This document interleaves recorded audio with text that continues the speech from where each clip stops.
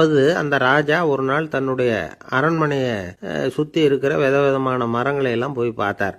எப்படி இருக்கிறீங்க அப்படின்னு ஒவ்வொரு மரத்துக்கிட்டையும் விசாரிச்சாராம். எந்த மரமும் சந்தோஷமா இருக்கிறதா தெரியல. அதுக்கும் மனசுல ஒரு குறை. முதல்ல ஆலமரத்துக்கிட்ட போனார். அது சொல்லிச்சு, மண்ணா நான் நல்லா பெருசா வளர்ந்துருக்கிறேன், அடர்த்தியா இருக்கிறேன், கிளையெல்லாம் 4 பக்கமும் நல்லா படர்ந்துதான் இருக்குது, இருந்தாலும் எந்த பிரயோஜனமும் இருக்கிறதா தெரியல. எனக்கு என்னுடைய பழம்லாம் ரொம்ப சின்னதா இருக்குது, என் கண்ணுக்கு சரியா புலப்பட மாட்டேங்குது.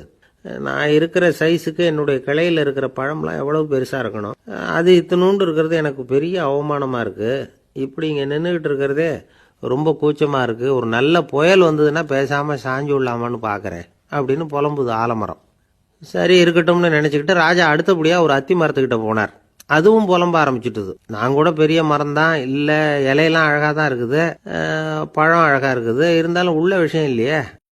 அத்தி பழத்தை புட்டு பார்த்தா அத்தனையும் சொத்த அப்படின்னு பழமொழியே உண்டாயிட்டுத. இப்படி ஒரு கெட்ட பேரோட நான் இருக்கணுமா அப்படின்னு புலம்புது அது. சரி இது இருக்கட்டும் அப்படின்னு சொல்லி அடுத்தபடியாக வேப்ப மரத்துக்கிட்ட போனார். அது தன்னுடைய வேதனையை வெளியிட்டது. எனக்கு எவ்வளவோ மருத்துவ குணங்கள்லாம் இருக்கிறதா சொல்லிக்கிறாங்க, இருந்தாலும் என்ன பிரயோஜனம், என்னுடைய பழத்தை மனிதர்கள் யாரும் விரும்பி சாப்பிட்றது இல்லையே அப்படின்னுது. ராஜா அடுத்தாப்புல இருந்த ஒரு பனை மரத்துக்கிட்ட போனார். நான் நல்லா உயரமாக தான் வளர்ந்துருக்கிறேன், மற்ற மரங்கள்லாம் என்னை அண்ணாந்து தான் பார்க்கணும், இருந்தாலும் என்கிட்ட நிழலுக்காக யாரும் ஒதுங்கிறது இல்லையே அப்படின்னுது. என்ன இது எல்லா மரமும் இப்படி திருப்தி இல்லாமல் இருந்துகிட்டு இருக்குதே அப்படின்னு நினச்சிக்கிட்டே ராஜா அடுத்தபடியாக அங்கே இருந்த ஒரு பைன் மரத்துக்கிட்ட போனார். அழகாக உயரமாக பசுமையாக தான் இருந்தது, ஆனால் பழமோ பூவோ கிடையாது. அதை நினச்சி அது வருத்தப்பட்டுக்கிட்டு இருக்குது.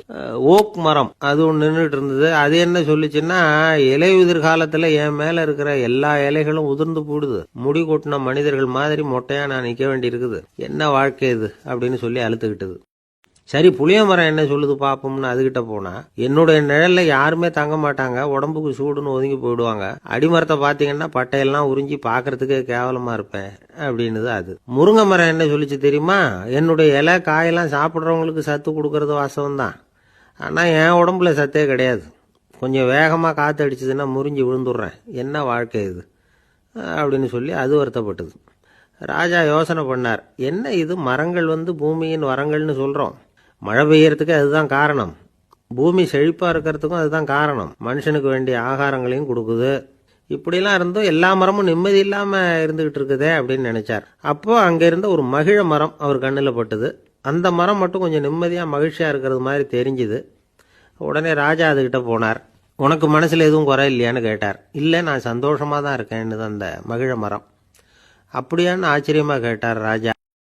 ஆமா மன்னா, இந்த இடத்துல நீங்க ஒரு முருங்கை மரத்தையோ வேப்ப மரத்தையோ கூட நட்டிருக்கலாம், ஆனா இந்த இடத்துல நடுறதுக்கு என்ன தேர்ந்தெடுத்திருக்கிறீங்க, அதுவே எனக்கு பெருமை, அதுவே எனக்கு திருப்தி அப்படின்னு தான் மகிழ மரம். மகிழ மரம் மாதிரி மன திருப்தியோட வாழறதுக்கு நாம கத்துக்கணுமா.